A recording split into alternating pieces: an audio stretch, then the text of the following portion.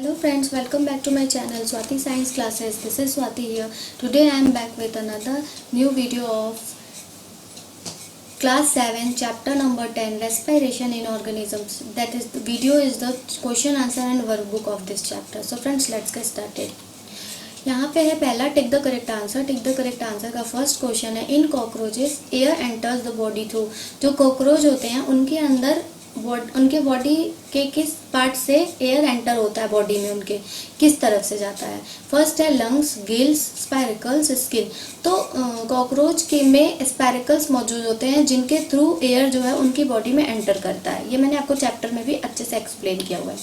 Question number 2, during heavy exercise we get cramps in the legs due to the accumulation of dash। मतलब जब हम heavy exercise करते हैं तो हमारे जो लेग्स होते हैं उसमें क्रैम्प्स होते हैं, यानी कि उसमें पेन होता है, दर्द होता है। वो किसके वजह से होता है, किस वजह से, किसके एक्यूमुलेशन की वजह से होता है। फर्स्ट है कार्बन डाइऑक्साइड, सेकंड है लैक्टिक एसिड, थर्ड है अल्कोहल और फोर्थ है वाटर। तो इसका आंसर होगा लैक्टिक एसिड। जब हम हैवी एक्सरसाइज करते हैं तो हमारी बॉडी ज़्यादा एनर्जी रिलीज करती है और उसके वजह से हमारे शरीर में लैक्टिक एसिड की मात्रा बढ़ जाती है, जिसके वजह से हमें क्रैम्प्स होते हैं। और जब हम हॉट वाटर बाथ लेते हैं या फिर हम अपने लेग्स की या बॉडी की मसाज कराते हैं तो हमें रिलीफ मिलता है। तो उससे क्या होता है, ऑक्सीजन की जो कमी होती है, जो एनर्जी ज़्यादा हमारी खर्च हो जाती है, वो धीरे धीरे आती है, वापस होती है। उसके बाद क्या होता है, लैक्टिक एसिड का ब्रेकडाउन हो जाता है और हमारे शरीर में वापस से ऑक्सीजन और एनर्जी की पूरा फुलफिल हो जाता है। तो इसलिए लैक्टिक एसिड के वजह से ही हमारे लेग्स में या हमारी बॉडी में या मसल्स में पेन होता है, क्रैम्प्स होते हैं। आगे बढ़ते हैं। Normal range of breathing rate पर minute in an average adult person at rest is. जब हम रेस्ट करते हैं तो उसमें जो ब्रीथिंग रेट होता है, एक नॉर्मल जो होता है पर्सन का, एक एडल्ट पर्सन का नॉर्मल रेंज ब्रीथिंग रेट वो क्या होता है, 9 to 12, 15 to 18, 21 to 24, 30 to 33। तो राइट आंसर इसका 15 to 18। During acceleration the ribs. जब हम सांस लेते हैं तो लेने को इनहेलेशन कहते हैं और छोड़ने को क्या कहते हैं, एक्सेलेशन कहते हैं। तो जब हम सांस छोड़ते हैं तो रिब्स पे क्या उसका प्रभाव पड़ता है। रिब्स क्या होता है, मूव आउटवर्ड्स, बाहर की ओर निकलता है, मूव डाउनवर्ड्स, नीचे की ओर जाता है, मूव अपवर्ड्स, ऊपर की तरफ जाता है, या do not move at all, या फिर हमारा रिब्स मूव ही नहीं करता है।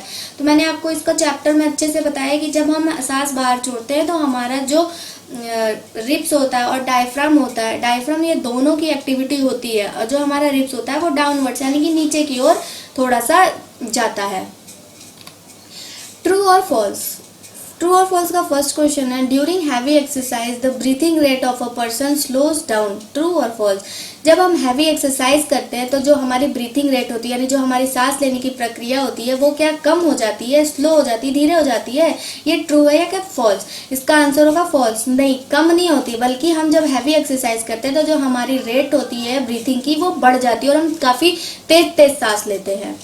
सेकेंड है, plants carry out photosynthesis only during the day and respiration only at night. True और फॉल्स। प्लांट जो होते हैं वो फोटोसिंथेसिस का जो उनका प्रोसेस होता है वो दिन में करते हैं और रेस्पिरेशन का जो प्रोसेस होता है वो रात में करते हैं। क्या सही है या गलत। तो इसका आंसर होगा फॉल्स। नहीं, ऐसा जरूरी नहीं है कि प्लांट फोटोसिंथेसिस का प्रोसेस दिन में करे और रात में रेस्पिरेशन, वो दिन में भी रेस्पिरेशन कर सकते हैं, इसलिए इसका आंसर फॉल्स होगा। थर्ड है, frogs breathe through their skin as well as their lungs. जो फ्रॉग्स होते हैं वो अपनी शरीर से, मतलब अपनी स्किन से भी सांस लेते हैं या और अपने लंग से भी। ट्रू और फॉल्स। इसका आंसर होगा ट्रू। जी हाँ, फ्रॉग्स जो होते हैं वो जब बाहर होते हैं, जब पानी में होते हैं, तब वो अपने लंग्स के द्वारा सांस लेते हैं, और जब वो बाहर होते हैं यानी कि ग्राउंड पे होते हैं, लैंड पे होते हैं, तो वो अपनी स्किन के द्वारा ब्रीथ करते हैं। The fishes have lungs for respiration. True और फॉल्स। फिश के लंग्स होते हैं सांस लेने के लिए। ट्रू है कि फॉल्स। इसका आंसर होगा फॉल्स। जी हाँ, क्योंकि फिश के लंग्स नहीं होते हैं,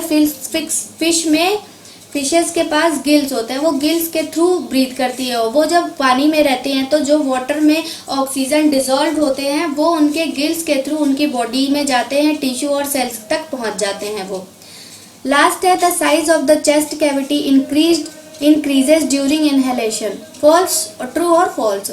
जो चेस्ट कैविटी की साइज होती है वो जब हम सांस लेते हैं तो क्या वो उसकी साइज जो होती है वो बढ़ती है। ट्रू है कि फॉल्स। तो इसका आंसर होगा ट्रू। जी हाँ, जब हम सांस लेते हैं तो वो बढ़ती है और जब हम सांस छोड़ते हैं तो वो फिर अपने साइज में आ जाती है नॉर्मल। आगे बढ़ते हैं, मैच द कॉलम। कॉलम है east, diaphragm, skin, leaves, fish, frog. इनको कॉलम राइट आंसर से इनको मिलाना है। इधर राइट आंसर इनके यहाँ पे इधर उधर लिखे हुए हैं, तो इसका राइट आंसर इधर मिलेगा हमें यहाँ पर column A column B. First है ईस्ट, ईस्ट का राइट आंसर होगा अल्कोहल। अल्कोहल के द्वारा, ईस्ट के द्वारा अल्कोहल बनता है। डायफ्राम जो होता है वो चेस्ट कैविटी के नीचे मौजूद होता है हमारे। स्किन जो है वो अर्थवर्म की स्किन होती है, जो कि लीव्स में स्टोमेटा मौजूद होते हैं। फिश के गिल्स होते हैं। फ्रॉग के लंग्स और स्किन के दोनों के थ्रू सांस लेता है। आगे बढ़ते हैं, question answer. Why does an athlete breathe faster and deeper than usual after finishing the race? क्यों जब कोई एथलीट दौड़ करके आता है, रेस खत्म करके आता है, तो वो काफी तेज से और गहरी सांस लेता है? ऐसा क्यों होता है? इसका आंसर है athlete need a lot of energy during the race. जब एथलीट रेस करता है, यानी कि जब वो रेस में दौड़ता है, तो उसको काफी ज्यादा एनर्जी की जरूरत होती है, क्योंकि अपनी पूरी ताकत लगा के वो दौड़ता है रेस में जीतने के लिए। And for the release of energy they need a lot of oxygen. और जब वो दौड़ेंगे, जब वो अपनी पूरी ताकत लगाएंगे एथलीट दौड़ने में, तो उनको ज्यादा एनर्जी रिलीज करना पड़ेगा, अपनी ज्यादा एनर्जी लॉस करनी पड़ेगी। उसके लिए उन्हें ज्यादा से ज्यादा ऑक्सीजन चाहिए होता है। Hence they breathe faster than usual after finishing the race. तो जब उनका रेस खत्म होता है, उनकी एनर्जी सारी लॉस हो चुकी होती है और ऑक्सीजन की कमी होने लगती है, इसलिए वो तेज तेज सांस लेते हैं, डीपर सांस लेते हैं, ताकि उनको पूरा ऑक्सीजन मिले और उनकी एनर्जी धीरे धीरे वापस आती है। आगे बढ़ते हैं, सेकंड क्वेश्चन है list the similarities and differences between aerobic and anaerobic respiration. Aerobic और एनारोबिक रेस्पिरेशन की सिमिलरिटीज और समानताएं और असमानताएं बतानी है। तो पहले सिमिलरिटीज। फर्स्ट है in both kinds of respiration food particles are broken down to release energy. दोनों ही टाइप के रेस्पिरेशन में फूड पार्टिकल्स जो होते हैं वो ब्रेक डाउन होते हैं, उनका ब्रेक डाउन होता है एनर्जी रिलीज करने के लिए। Both occurs inside the cells, और दोनों सेल्स में ही अकर होते हैं, दोनों सेल्स में मौजूद होते हैं। आगे बढ़ते हैं, differences aerobic respiration anaerobic respiration.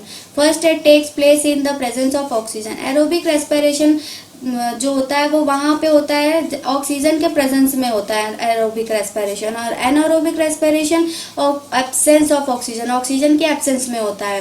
And products are CO2 and H2O। इनकी जो एंड प्रोडक्ट होते हैं ब्रेक डाउन होने के बाद, इनके जो एंड प्रोडक्ट्स होते हैं वो कार्बन डाइऑक्साइड और वाटर होते हैं, और इनका जो एंड प्रोडक्ट होता है वो CO2 और अल्कोहल होता है।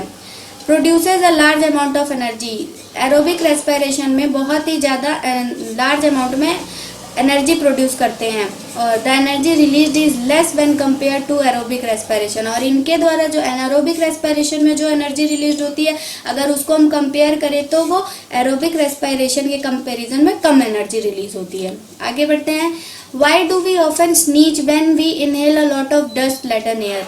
कभी कभी हम अचानक से छींकते हैं। स्नीच करना मतलब छींकना होता है, जब हम जो हवा होता है वो धूल से भरा हुआ हवा जब हम अंदर ले लेते हैं, इनहेल मतलब अंदर सांस के द्वारा अंदर ले लेते हैं, तो When we inhale dust, जब हम सांस लेते हैं डस्ट लेडन एयर, यानी कि धूल से भरी हुई हवा को जब हम सांस ले लेते हैं, उसको अंदर ले लेते हैं, the dust irritates the nose. तो जो डस्ट होता है उसके पार्टिकल्स जो होते हैं वो नोज में जाके इरिटेशन पैदा करते हैं, खुजली करते हैं, इरिटेट करते हैं। एज ए रिफ्लेक्सिव एक्शन, तो रिलैक्स होने के लिए, रिफ्लेक्सिव एक्शन के लिए dust is thrown out through sneezing. तो जब हम छींक लेते हैं, तो जब हम तेज से छींक लेते हैं तो वो जो हवा में जो डस्ट के पार्टिकल्स होता है वो छींकने से बाहर निकल जाते हैं और हमारे नाक को, हमारे नोज को रिलैक्स मिलता है।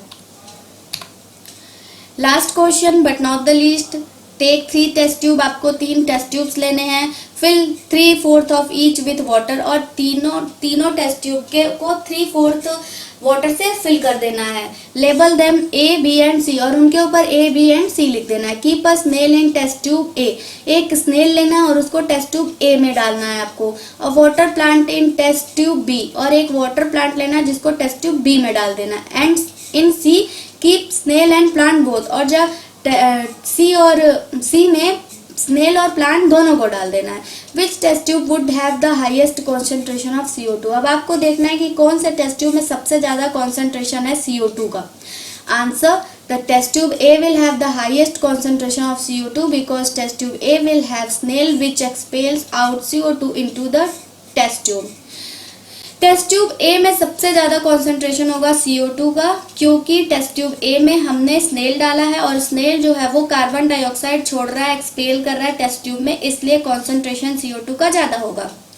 Since a plant is present in both test tube B and C, the plant will inhale CO2 to decrease CO2 concentration। और जो प्लांट मौजूद है टेस्ट ट्यूब B और C में, वो इनहेल मतलब कार्बन डाइऑक्साइड ले लेगा, सांस के द्वारा कार्बन डाइऑक्साइड लेगा प्लांट, तो वो कॉन्सेंट्रेशन को कम कर देगा CO2 के। Thus there will be less concentration of CO2 in these tubes। इसलिए कॉन्सेंट्रेशन जो होगा CO2 का वो लेस होगा इन दोनों टेस्ट ट्यूब में rather than test tube 1। So friends, chapter number 10 class 7 respiration in organisms यहाँ पे खत्म हो रहा है। इसके आगे मैं आपको चैप्टर 11 एक्सप्लेन करूंगी। प्लीज मेरे चैनल पर बने रहिए। आपको कोई भी क्वेरी हो, कोई भी क्वेश्चन हो, मुझे कमेंट करके मुझसे पूछ सकते हैं। मेरे ईमेल आईडी पे आप मुझे मेल कर सकते हैं।